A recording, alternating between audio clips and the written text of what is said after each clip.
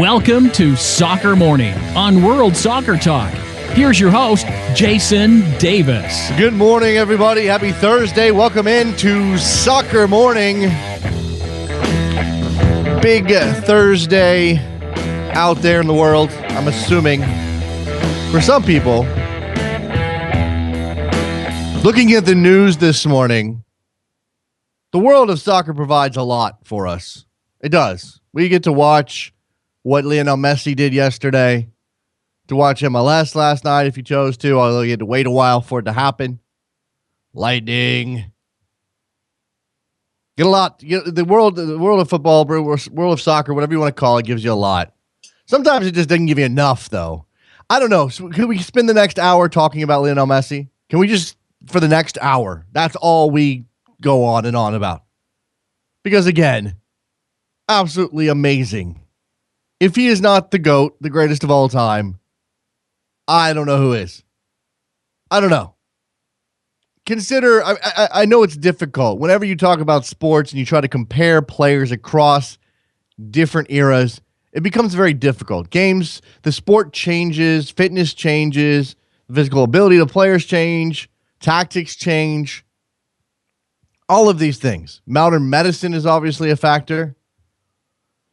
So Lionel Messi not only benefits from some of those things, and remember, this is a kid that needed injections just to grow to a decent size so he could be a player.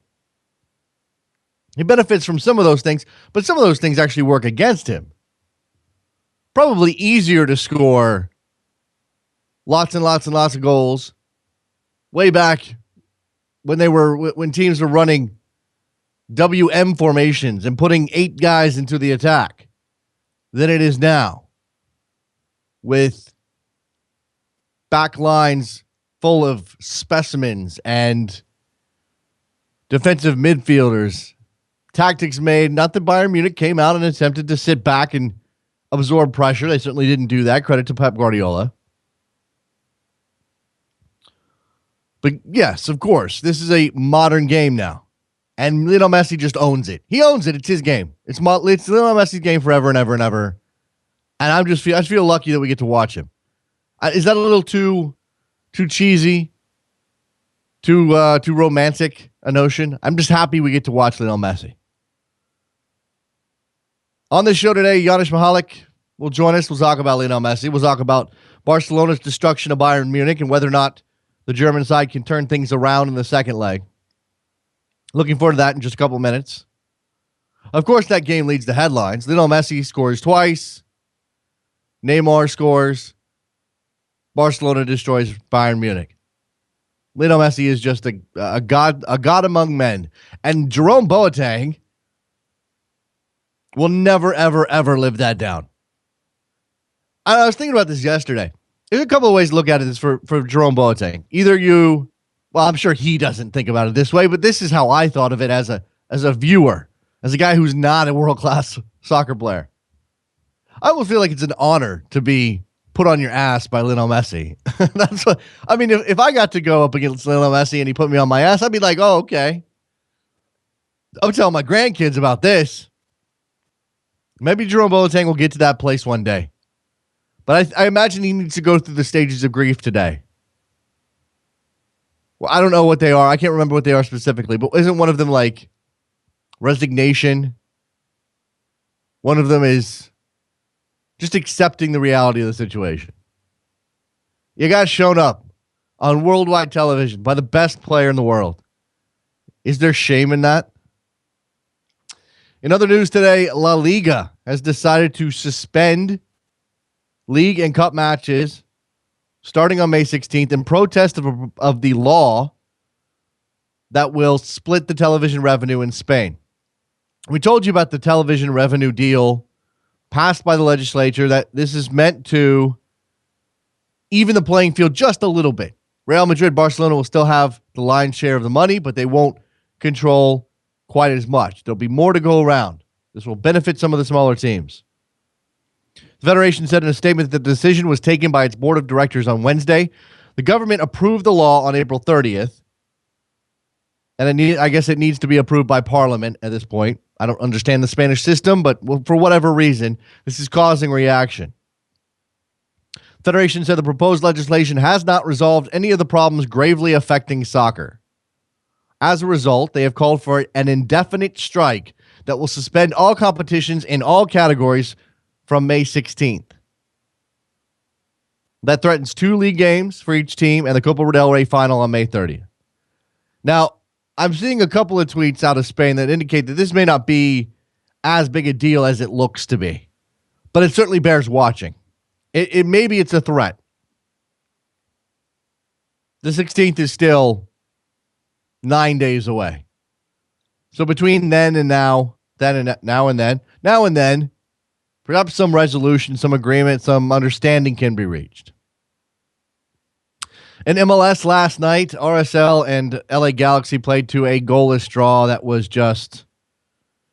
First, we had a weather delay, lightning on the Wasatch Front down out there in Utah, that put kickoff off for a while.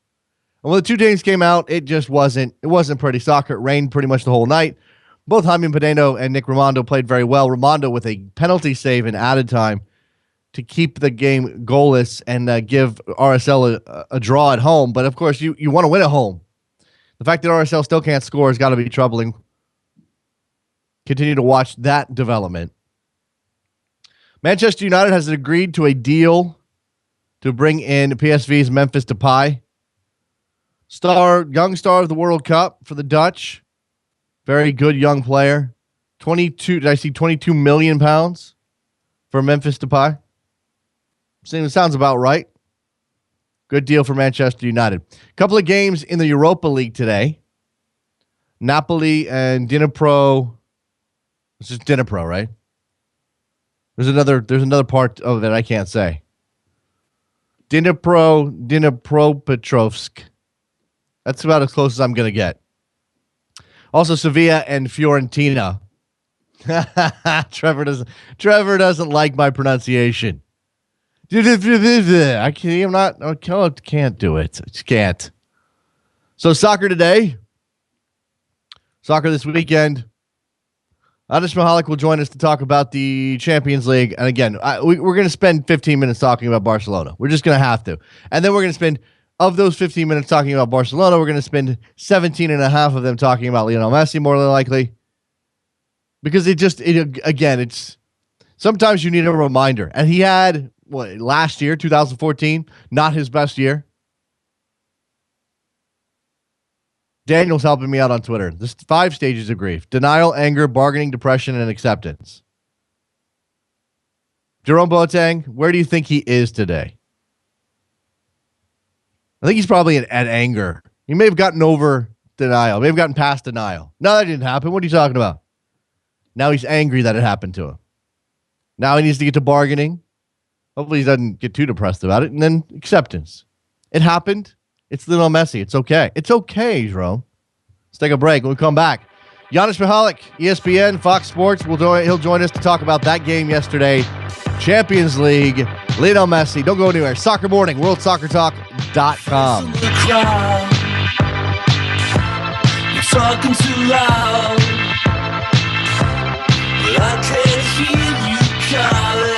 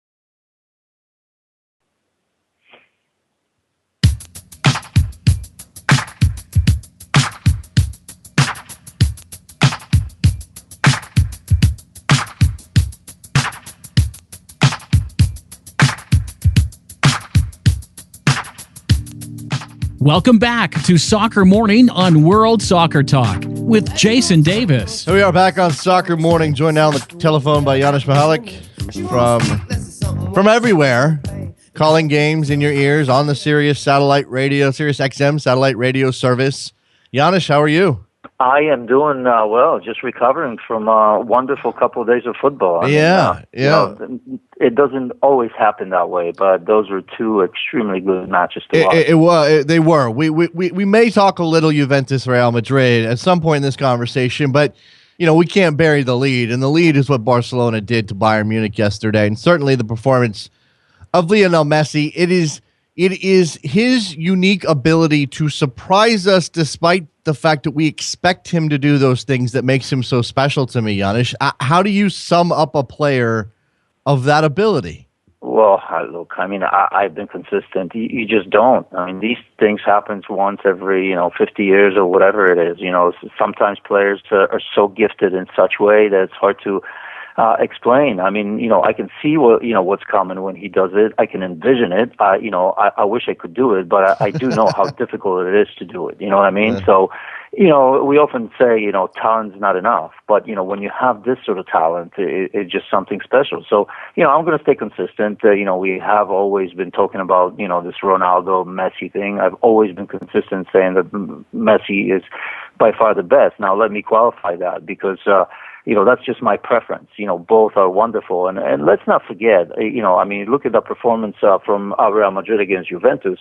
And here's Ronaldo scoring again. He may not have been as flashy as Messi has been in that game, but he did score what may turn out to be, the one of the most important goals of his career, right? Just to get Bayern Munich into the final as well. So, they are different. And as always, it's preference. But I think just based on talent alone, the ability of one like Leo Messi to do, with the ball what he does, it just, seriously, I know in this day and age, Real Madrid fans, of course, will stick by their own in Barcelona, but I think if you're honest with yourself and you see what he can do and how he does it and how unpredictable he still often is, it's just incredible. It's a great performance. I didn't need this game, to confirm that for me. Of course. And I think that, people get wrapped up in Ronaldo versus Messi, and of course the right answer to people who want to say, why are we talking about this, is, hey, you can enjoy both. That's absolutely fine. Of course you can. They're both amazing players. They're both once in a lifetime, once in a generation type of players, more than a generation. As you said, about 50 years between players of this caliber. And I think it just comes down to, for me, and this is just me, I'm not putting this on anybody else, what Messi does is more magical to me because he doesn't present as the world-class athlete. He doesn't have the body that Ronaldo has. He doesn't have he has the physical attributes. They're just in a different package that you don't suspect can. The direct comparison between the two is impossible. Mm-hmm. You just can't. And I'm sure Ronaldo would like to have some characteristics of Messi, and Messi probably, just imagine Messi if he had a little bit more strength, I suppose. Yeah. But then again, I look at him and he's as strong as an axe because he knows how to protect the ball. He never exposes it, right? You can't defend him. Yet there's always that little bit that I feel that it's easier to defend Cristiano Ronaldo. It's strength and power. Yes, he has ability on the ball, but I just think with Leo Messi as a former defender, you just can't, because he's going to embarrass you. You can't dive in. You can't think that you're going to get to the ball. His separation between, himself and the ball is non-existent, right? So it's just, I think I may have a chance of once taking the ball away from Ronaldo, maybe just once, and yet almost none from Leo Messi. And you can see it. You can see that player, defenders being afraid to defend. It's just simple as that. And Jerome Boateng obviously is getting a lot of grief for what happened to him yesterday. I don't think there's any shame in it. That is the greatest player in the world. That just puts you on your behind. But And we know Jerome Boateng is a fantastic defender. Let's not, let's and he's not had a good game. I mean, if you saw on Twitter, I made light fun of that because, we defenders know how that feels. And I've been in those situations, and there's absolutely no shame. And yes, Jerome Boateng up until that point was very good in a game that they did have to do a lot of defending. So I thought his reading of the game was good. This is one-on-one. He's not the first one and certainly not the last one. It's just, I think the manner in which he went down is what people make fun of. But, it's no different from any other player getting beat by little Messi in the run of the game. So, yeah, it's unfortunate.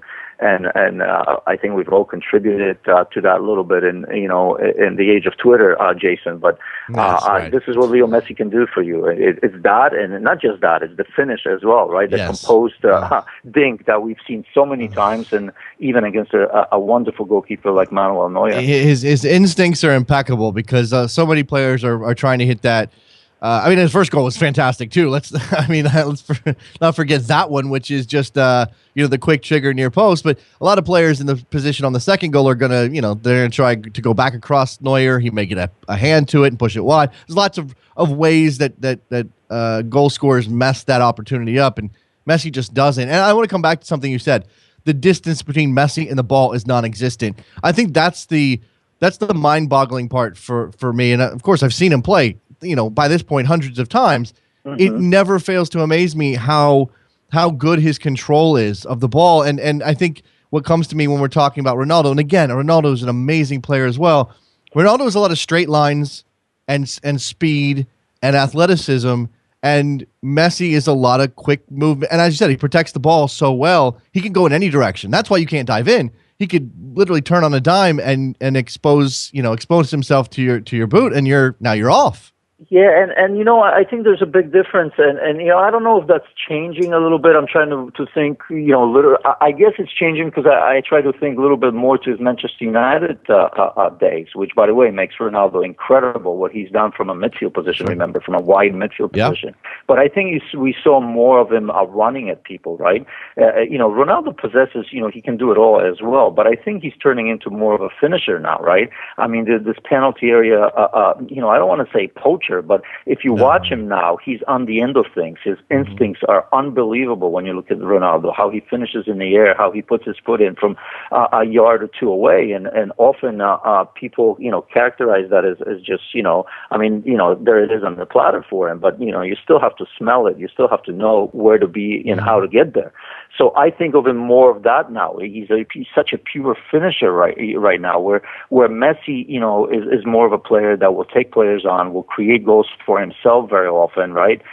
So I think, again, that's the difference between the two, and just to end that, because again, I've always said that you're right that you can enjoy them both. They're absolutely, you can't compare them in any way. But to me, the bottom line, and this is just my liking, that's why you can't argue this, because everybody will have their opinion and we have to respect it. To my liking, at the end of it all, when you look at any art in the world, you have to look at, the heart of it, right? The heart of it is, football, just like any other sport, I suppose, is the ability to master the ball, right? I mean, that's, the most important thing in a game is the soccer ball, isn't it?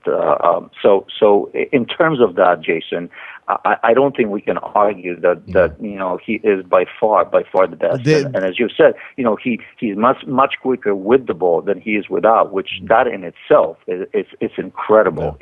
What he does on the run, how he changes speed, because the ball is a destruction. You know what I mean? It is. unless you're able to control it to that degree, I guess you'd never understand it. Ronaldo and Messi will always be linked because it's the quirk of history that they both came along at roughly the same time. And they both score so many. I mean, they're.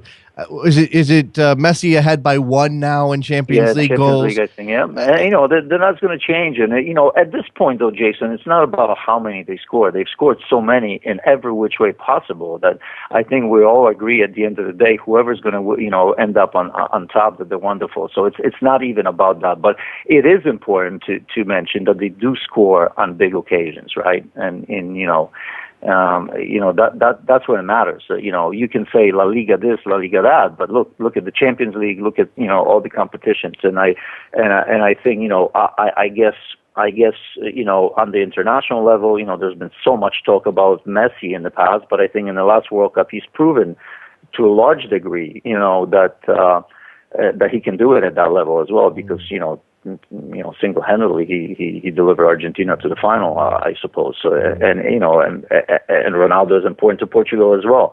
Unfortunately, you do need, players around you, and that's important to mention, I suppose, because you can't have success without them.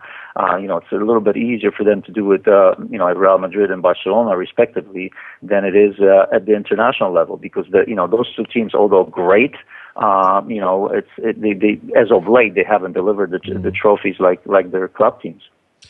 Let's come to the state of the tie now, on both of them, and I guess I'll go back to Tuesday and Juventus taking a 2-1 lead to the Bernabeu against Real Madrid. And as you said, Ronaldo's goal is crucial. I think that's the thing that stands out for me. As good as Carlos Tevez was, as good as Pirlo was, as strong a performance as that was for Juve, what's really what really kind of takes away the joy a bit is the fact they gave away that away goal.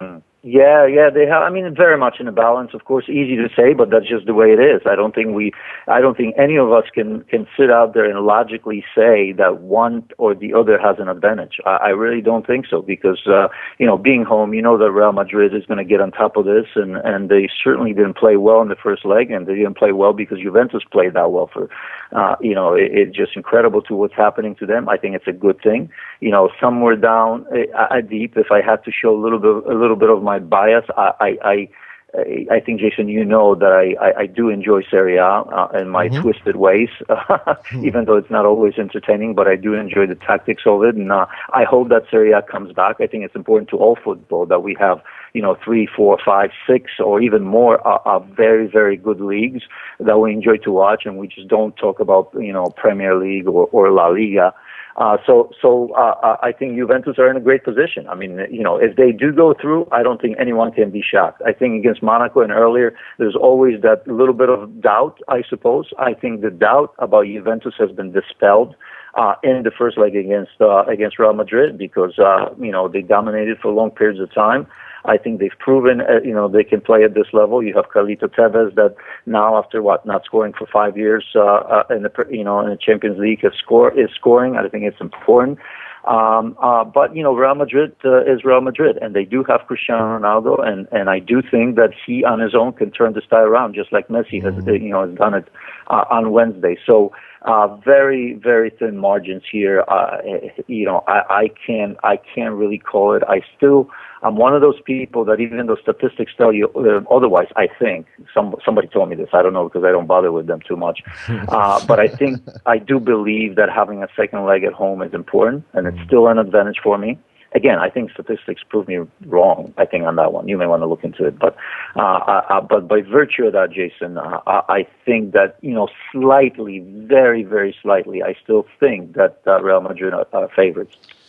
Lots of talk about Gareth Bale's performance in that first leg. We've got a caller here, Eddie in Brooklyn, who wanted to defend Bale's performance, mostly because of the defensive contributions that Bale was forced to make in that first leg. And now I'm seeing, the chatter about whether or not he's going to stay at Madrid, and if a move's coming this summer, et cetera, et cetera. I feel like that would be it'd be awfully early to cut bait on Gareth Bale for Real Madrid at this point, considering what they spent on him.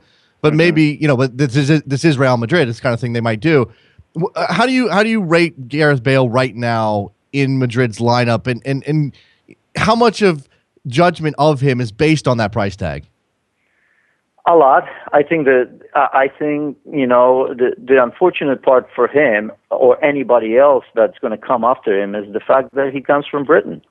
He's going to get hammered just because of that. He's going to be looked, because there's no love lost between Spain, Spanish teams and in football and football I'm talking about here, and Britain or England, especially coming out of Premier League. Look, I mean, Michael and McManaman and even Beckham to a large degree, they were hammered. It was easier to hammer them than highlight the good stuff that they've done, right? Yeah. I think it's very, very difficult to come from that environment and be loved and embraced, and for people to easily forget the mistakes, I suppose. I don't think he's done badly. I think we all know that he's been struggling with a little bit of injuries. I think last season was very good for him, right? 20 goals or a little bit more than that, something like that. This year hasn't been as good, of course, but I suppose you're not going to, he would have gotten more benefit of the doubt if he didn't come from where he comes from. I truly believe in that. I think there's that little bit of bias that comes with it, and that's unfortunate.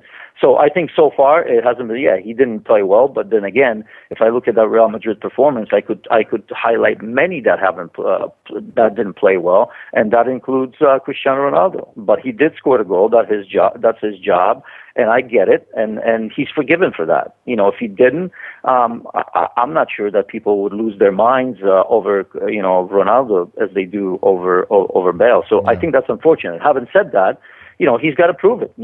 All of that is an excuse, right? I mean, he could have stayed. He took on the challenge of going to Real Madrid. Who wouldn't have? I don't blame him. I would have gone as well. Never mind the money, just the fact that at some stage in your career, right, when a club like Real Madrid or Barcelona or Bayern Munich come calling, it's hard to say no to that. That's a little bit of your legacy, right? Even if you just want to tell your grandchildren that you've played for a club like this. That's the pinnacle of football. He took this upon himself, and he's got to continue proving that he belongs. Eddie in Brooklyn wants to clarify. He says he's not really defending Bale. He just wanted to identify Carvajal and Varane as the real culprits for Real Madrid. Is that how you saw that? To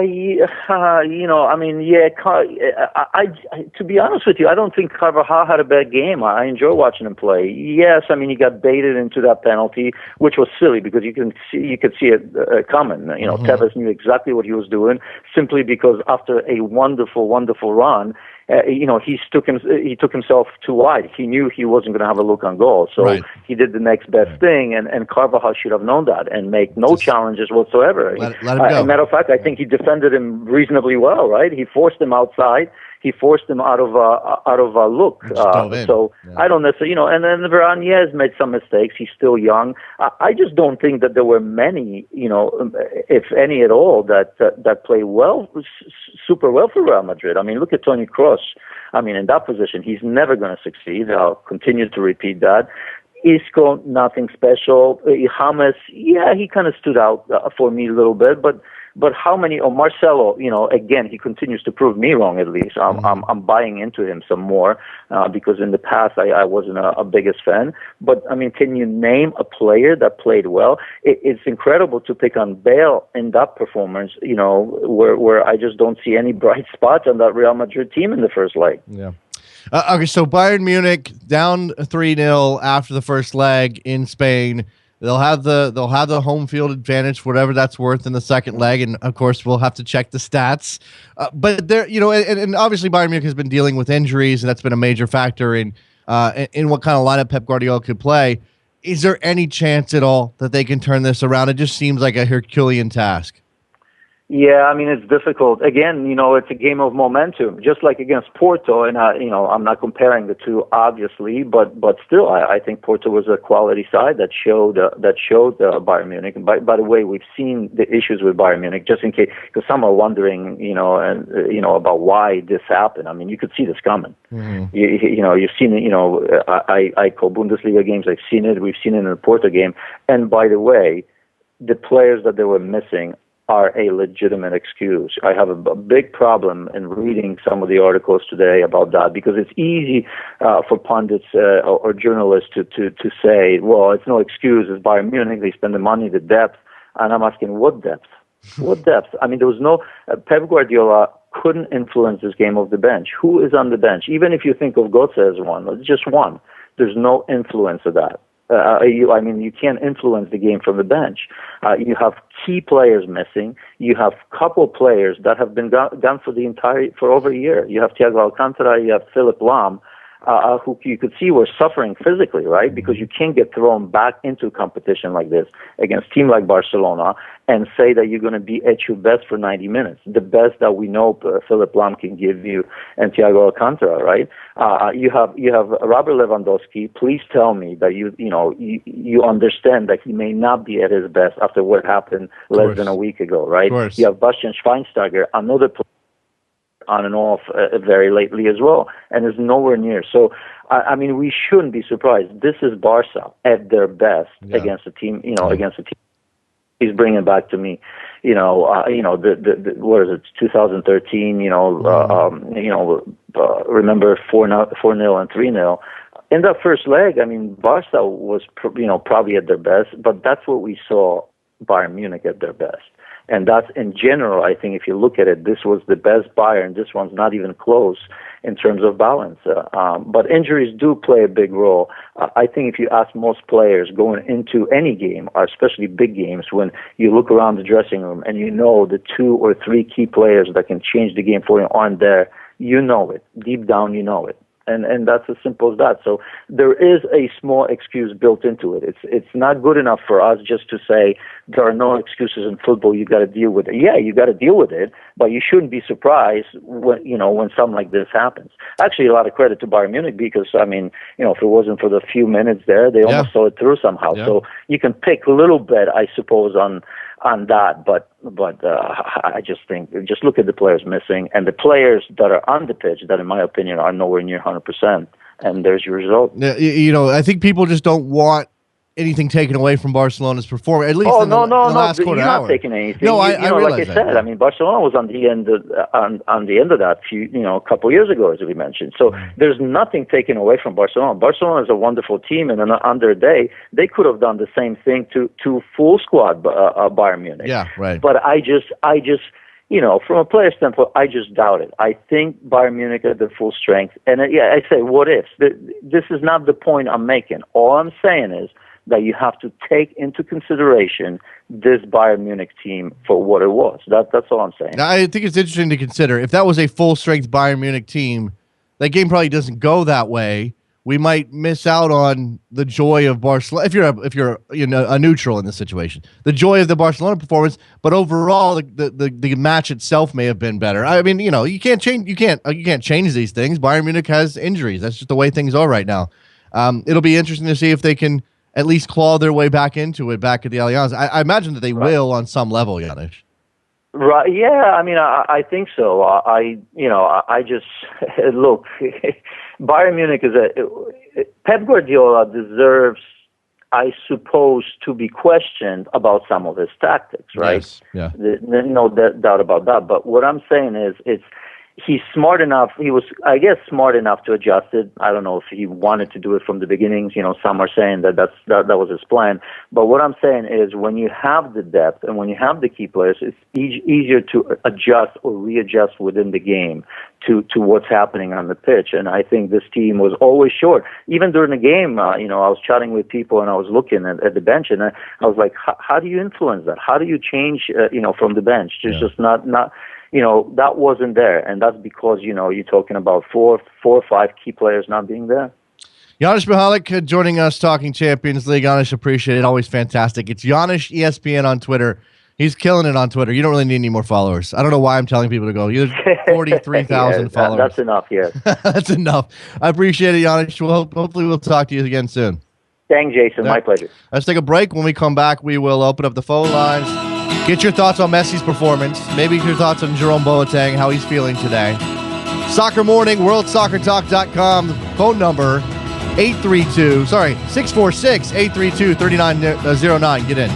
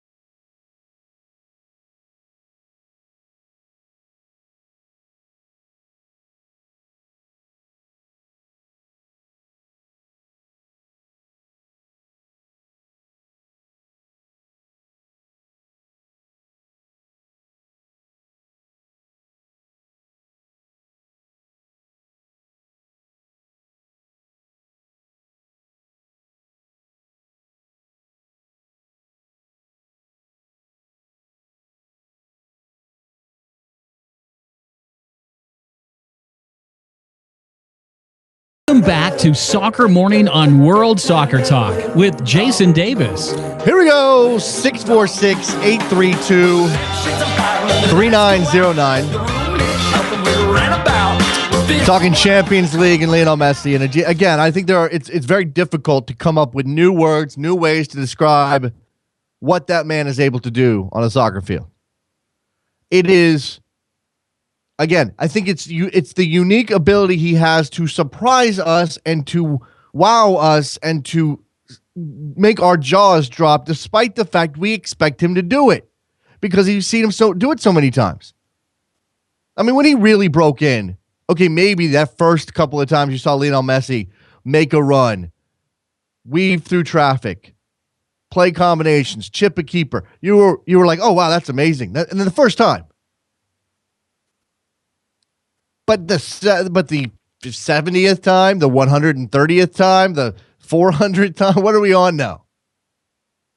At this point, how do you possibly put him in context? I think that it's sometimes we're so cynical, and it's a cynical world we live in. The world makes us cynical, even if we don't start out that way. I think it's sometimes we forget to just sort of recognize how lucky we are to be living in an era when that guy is doing those things. Maybe even lucky that we live in an era when we get to watch him do those things and we get to share it on Twitter or wherever you share it. Facebook. I don't know. What's another chat app people use? Maybe you're Snapchatting your jaw dropping. Maybe you're doing that. Is that a good way to go? Messi did it again. Snapchat awe face. Trevor says he periscopes his Snapchats. Yeah, see now we're just folding in on each other. It's getting very complicated. But it's amazing. And I was putting this into context, the greater American sports context.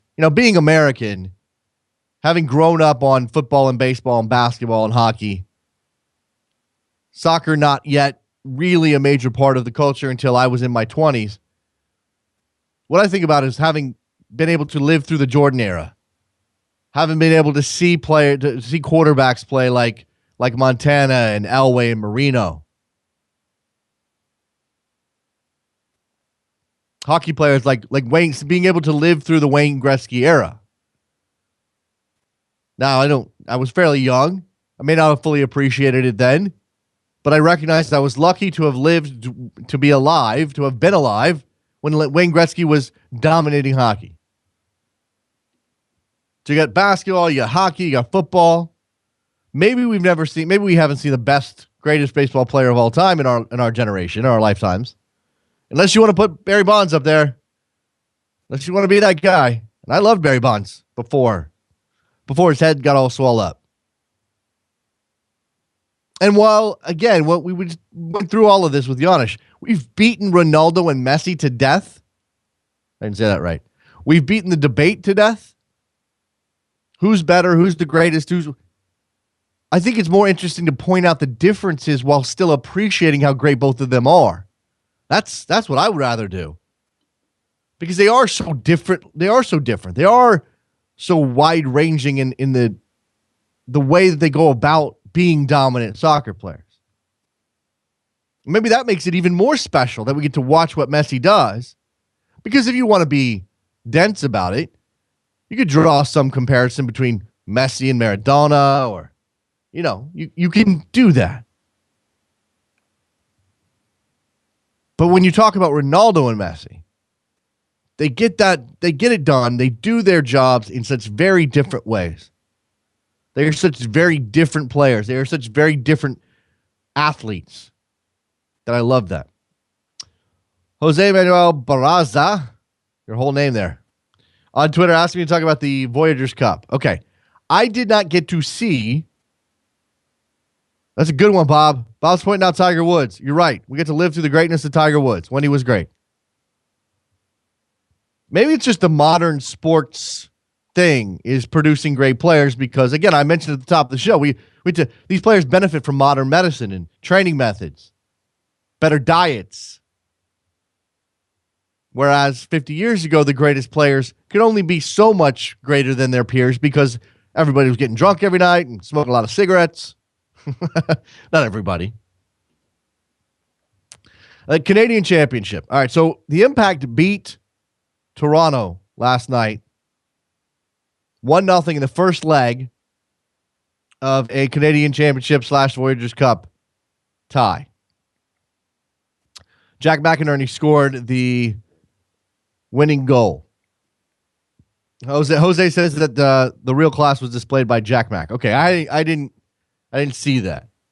I need to go back and look at the highlights clearly. Jack Mac scored a nice goal. 646-832-3909. Let's talk about the greatness of Nick Rimando. Okay, he's no Lionel Messi, of course, but the man knows how to save a penalty. Did it again last night for RSL against the LA Galaxy.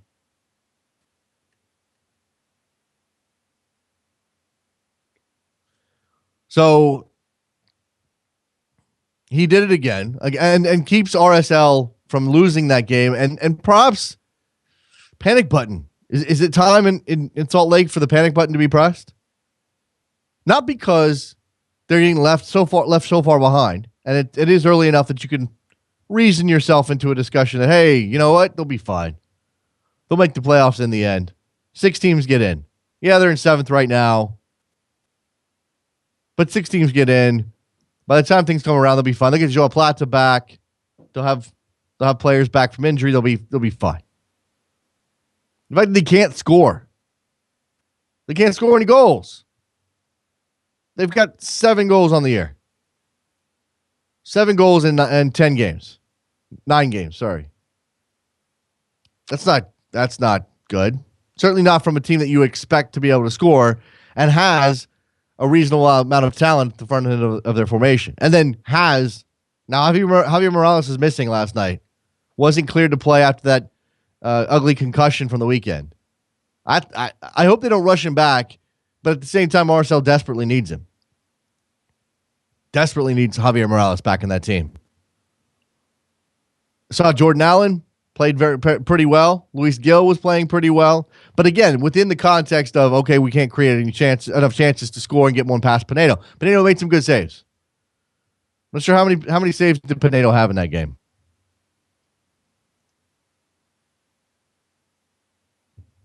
I'm not sure how many saves. I'll have to check on that.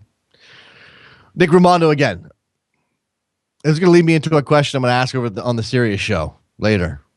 Not gonna burn that now. We'll save that for the Sirius show. So make sure you listen to that 11 a.m. Eastern, Sirius XM FC 94. We'll get into some discussions about goalkeepers in MLS. And the midweek games just didn't deliver this week. I hope the weekend games. What do we have tomorrow night, Trevor? Because I will be in New York City. To watch some soccer with you guys if you're in New York and can make it to the Football Factory. Orlando and New England and Colorado and San Jose. 8 o'clock and 10 o'clock Eastern time. Doubleheader of soccer for you. Orlando hosting the Revolution, so we'll get a good crowd there. And an interesting article over at The Guardian this morning. And I'm going to have Kevin Brown from Soccer Gods on the show, on the Sirius show later. I'm going to ask him about this because he is a recent relocation to Florida. Recently moved to Florida. Recent resident. Is that what I'm trying to say? This article at The Guardian makes the argument that, hey, perhaps Florida is the new U.S. soccer hotbed. Actually, the article says, thriving clubs and fervent fans, could Florida become the U.S. soccer's capital? The U.S.'s soccer capital. That would be poor grammar. And then we expect good grammar from The Guardian. Could Florida become the U.S.'s soccer capital? I think most people's first response is, what? No offense, Orlando. No offense, Miami. No offense, Jacksonville, Tampa. But I mean, what? What? Florida? Seriously? I don't know. I don't know. I don't know. Florida. I don't know. It's going to be, and you know, we had Paul Scenario on the web show yesterday. And we sort of outlined how it's going to get really hot in Florida come July and August and September. It'll be really, really hot. And not like hot, like, oh, it's, you know, I'm sweating a little bit. It's the sun's beating down. I mean, like, I can't breathe hot. If you've never spent any time in Florida or the deep south for that matter during the summer, I mean, we're talking about like labored breathing. We're talking about sauna effect. We're talking about just, yeah.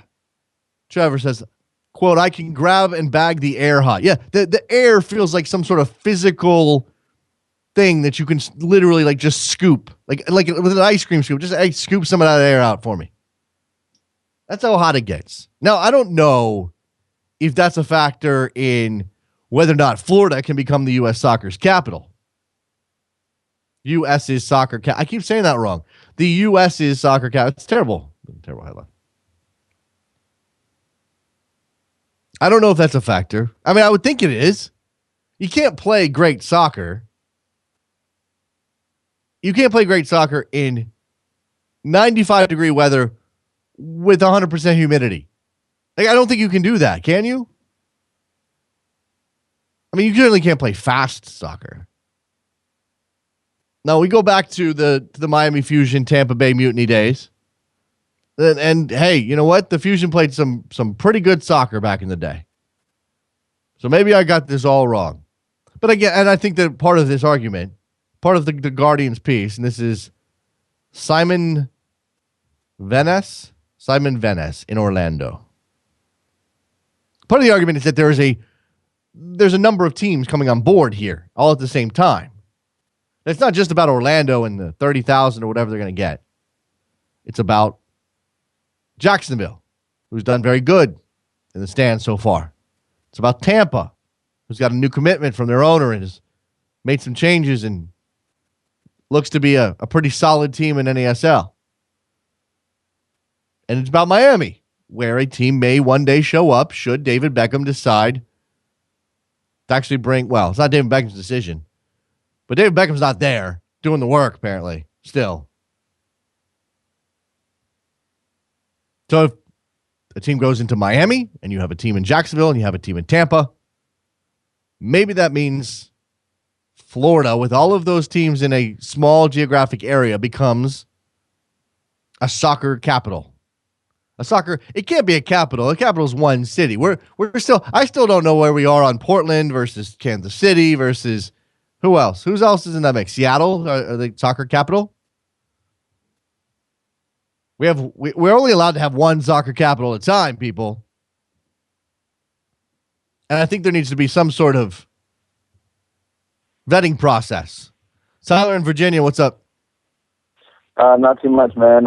Just wanted to call and chat a little bit about the Guardian article about Florida. All right. So I'm obviously not a Floridian. I don't really have any ties to Florida, but I think maybe the article went a little bit further than they had to go. I think it might have been better for them to just highlight the potential, I would say strong potential for growth in the state of Florida, just, without going as far as to say soccer capital. I don't really think that, we need to have a soccer capital or even put it in those terms. But when you talk, I guess the article made some great points just in terms of the attendance numbers alone from, the NASL clubs and then MLS, and then you have the potential, if they can get things right in Miami, for soccer to even, reach higher heights than it has. When you talk about Orlando, filling the Citrus Bowl up, I think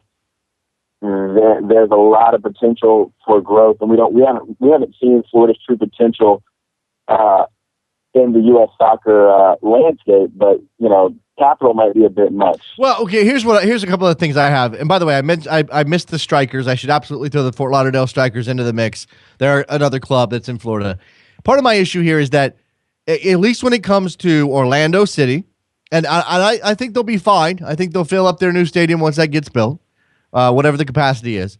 And when it comes to Jacksonville, what you're talking about, and then somebody's pointing out on Twitter that, hey, we got 44,000 for U.S. men's national team game against Scotland a couple years back. That's great. I just don't know if there's going to be the buzz is going to wear off a little bit. I mean, Seattle still gets 30,000 or 40,000. Portland still fills up their building every time out.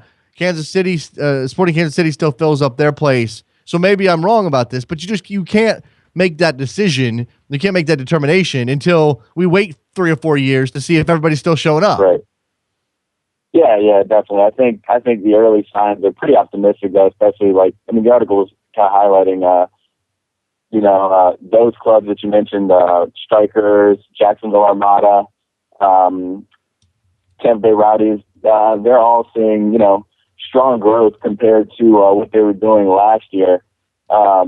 Jacksonville is a new team, so maybe we'll have to wait and see, if it wears off, like you said. But I mean, the Rowdies had, I think the article said, 4,000 more people on average this season, or maybe it was their first home game. Yeah.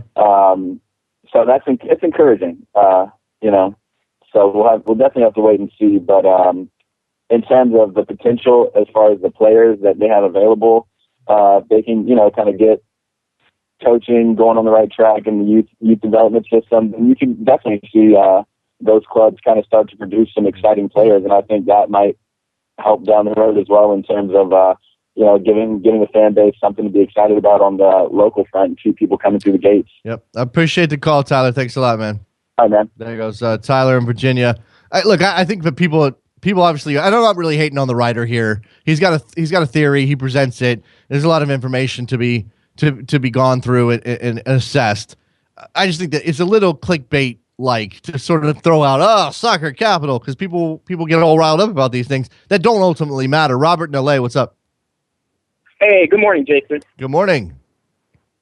Hey, I wanted to talk about MLS games on Friday night, especially on Univision, and the English commentators when it's on SAP. That I was watching last week's game, the Houston versus Dallas, and it was just the two commentators, Paul Keller and I don't know the other guys. I'm losing my mind. It's hard to watch it, and I can understand Spanish, so I watch the Spanish because I just feel bad that the English listening audience. Well, okay, so this has become a talking point for MLS fans early in the year with this new deal, with this game showing up on it's on Univision Deportes, it's on Unimas or wherever it is. And the and so the SAP option, which allows English speakers to get English language commentary on a Spanish channel, and the over the top nature of this. Now, I think it's interesting to consider, Robert, whether or not anybody would be talking about these games as much as we are, if not for that. Now, I'm not saying that you go out and you do bad commentary on purpose to get attention. And I don't know that you can always call it bad, except for maybe some of the butchering of the pronunciations. And I don't know. I mean, I don't know. I think it's a difficult job, and maybe it's not for him. But I do think it's interesting that people are talking about soccer on Univision Deportes and Unimas all the time now, especially English speakers, because of this stuff. I think that's hilarious.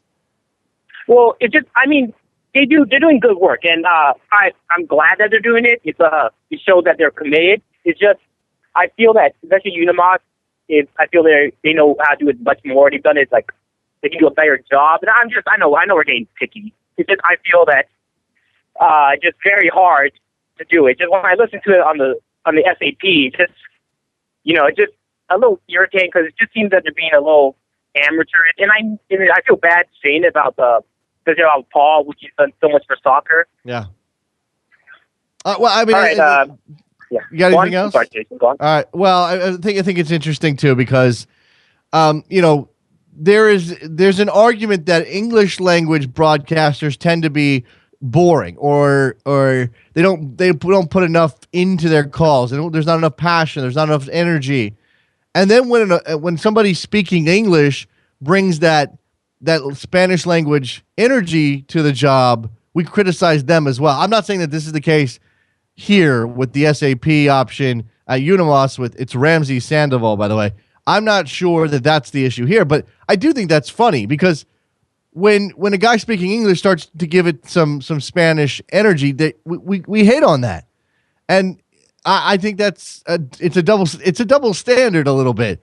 Do we want English language broadcasters to be Martin Tyler, or do we want them to be, more passionate and energetic and bring some excitement to the game? I don't know.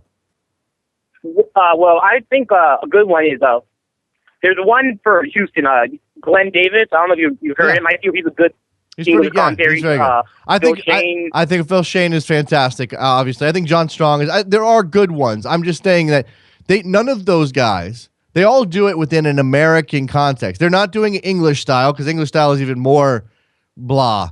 But they're doing it they're doing a good job balancing between an American style sports broadcast and what people want out of a soccer commentator. Whereas if anybody brings to the table the over the top stuff that the Spanish language broadcasters like to do, I guess that's where the line is drawn. Yeah, that's a very good point, Jason. I just wanted to know if it was just me or everyone else feeling this way. But hopefully they can get better, and I just want them to succeed. Thanks for taking my call, Jason. Appreciate it, Robert. Thanks a lot, man. Robert in LA. The SAP thing, I guess is going to be a deal, a thing that we're going to talk about for the rest of the year. Like, it's not going to go away, is it? We're going to still be talking about it. I know Pablo Maurer at Open Wide for Some Soccer can continue to do his supercuts, probably, because it's content. Content. I'm getting a lesson on capitals from our friend Steven Storr up in New England, by the way. Many of the original 13 colonies had rotating capitals for years, even after independence. Other countries did that summer capital, winter capital stuff for centuries too. Not that I endorse more than one soccer capital, but there you go. We just can't have one. We can't have more than one soccer capital.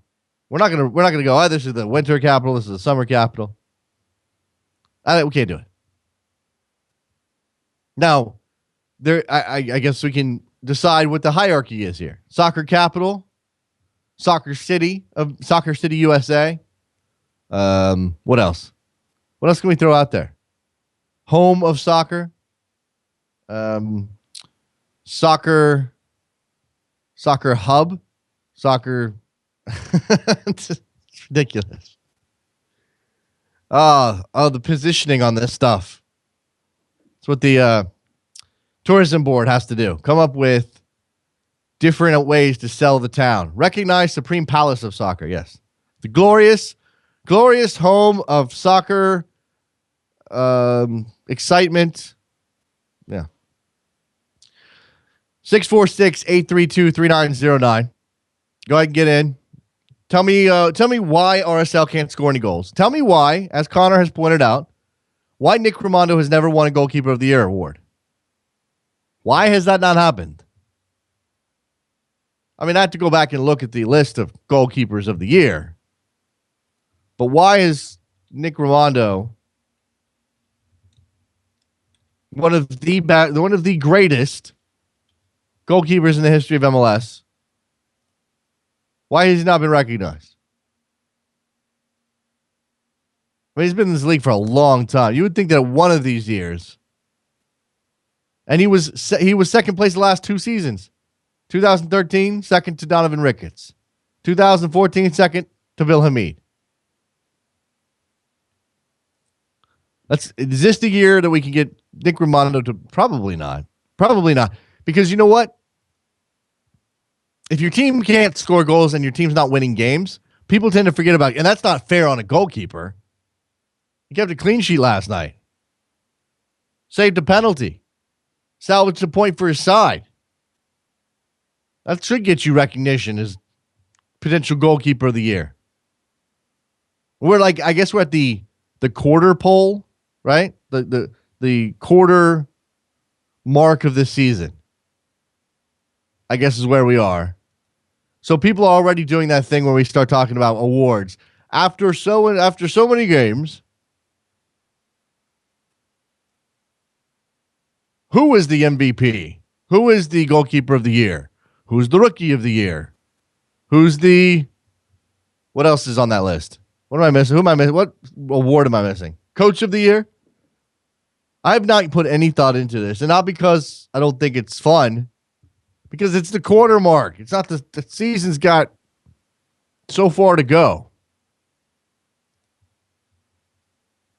Who is the MVP right now? If you had to name one.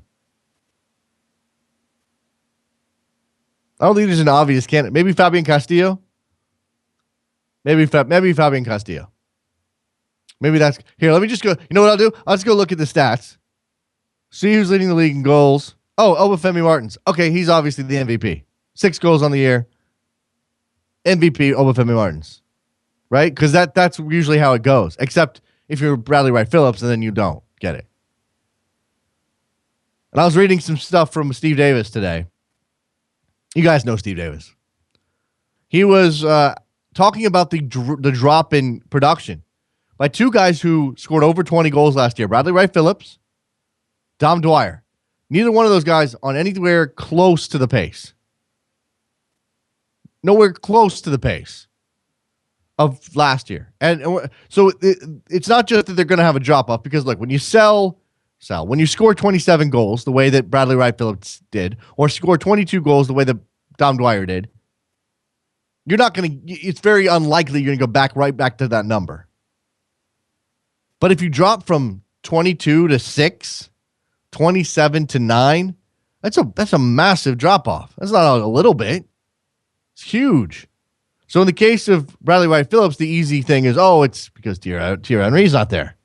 And only reinforces the notion that Bradley Wright Phillips benefited from Thierry Henry's presence last year to the point of scoring 27 goals, and he's really not that good, which I think is a pretty ridiculous theory.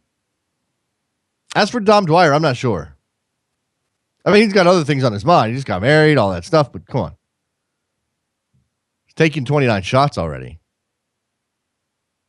Tyler, who's clearly biased, and that's cool. Early MVP, Octavio Rivero. Okay? All right, we can throw him in. Let's go to Daniel in Atlanta. What's up, Daniel? Hey, good morning, Jason. Good morning. You figured out how to call in the correct way. Yes, I forgot. I have both numbers under the same Soccer Morning. Well, you can go ahead and delete the old number, because we're not going to use that anymore. Oh, actually, no. For the Best Soccer Show? That's true. We use it for the Best Soccer Show. Damn it, Daniel. You've got me over a barrel. All right. Anyway, what's on your mind? LA, they cannot score on the road. What the hell? They can't. I mean, they can score, but they can't win. What's going on? The midfield is trash. Well, I'm thinking about this. Everybody, there are 3 teams that stand out as just they're waiting around. They're like twiddling their thumbs, waiting around for somebody to show up so they can finally figure out how they want to play. And it's LA, it's RSL, and it's New York City FC. And in LA's case, I mean, Janino didn't start that game. Why? Because he suffered some sort of a stomach virus or something like that. So there was a legitimate reason for that, because I wasn't sure. Because that seemed very odd. I mean, he seems to be an automatic starter. You have Rafa Garcia and Baggio Husidic in central midfield. Yeah, that's not going to get it done. Yeah, they're not bad players. They just weren't good for the night against RSL. And RSL, they had like 7 offside calls within like 10 minutes or something. Yeah, no, and LA's back line played relatively well, except I did look up to see Leonardo making an absolute disaster of trying to take the ball out of the back and nearly giving up a goal to Saborio. But other than that, I think everything was pretty solid, right? Yeah, it was pretty solid. I wish Mother Nature wasn't so cruel against my team, or else we would have won that game. You think so? You think the weather had a big part to play? You had a penalty. You could have won it on the penalty. I mean, you can't score against Nick Ramon on penalties. That was just a throwaway. You just can't do that. Yeah, no, you're never going to put one past him. I think he's got the highest save percentage on penalties in the history of the league. I'm pretty sure that's the case. I don't know what it is, but I'm sure it's something insane. I think he does. Yep. I think he does, man. He's been playing since Miami. That's a long time, dude. Are you worried right now? You can say that. I mean, we've drawn so many games. We've lost a couple, and we've only won 2 or 3, I believe. That's how that's just how I feel at the moment. Where it's just. I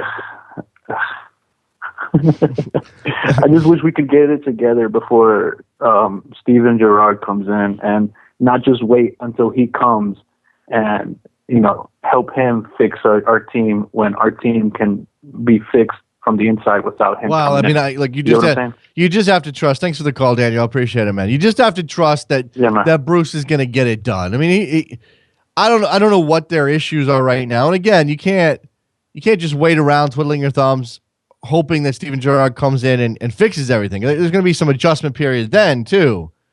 It's going to be tough. All right. Wrapping up this edition of the web show on a Thursday. Thank you very much for listening. Please go to backheel.com/store to buy yourself a Soccer Morning mug. You go to 3nailfc.com to buy a t-shirt. Mine is on the way. I'm very excited about that. Join us over at Sirius XMFC 94 at 11 o'clock for the satellite radio show. And it should be a good one. We've got a bunch of good guests lined up. Kevin Brown from Soccer Gods.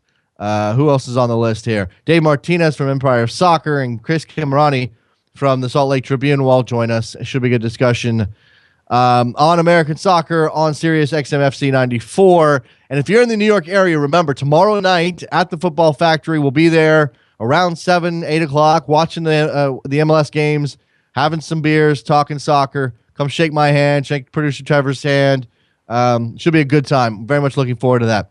All right. Anything else? Am I missing anything? I think that's it, right? All right. Let's go ahead and wrap this one up. Let's talk about that MVP thing some more. Hit me up on Twitter at Soccer Morning. Talk to you guys tomorrow. Later.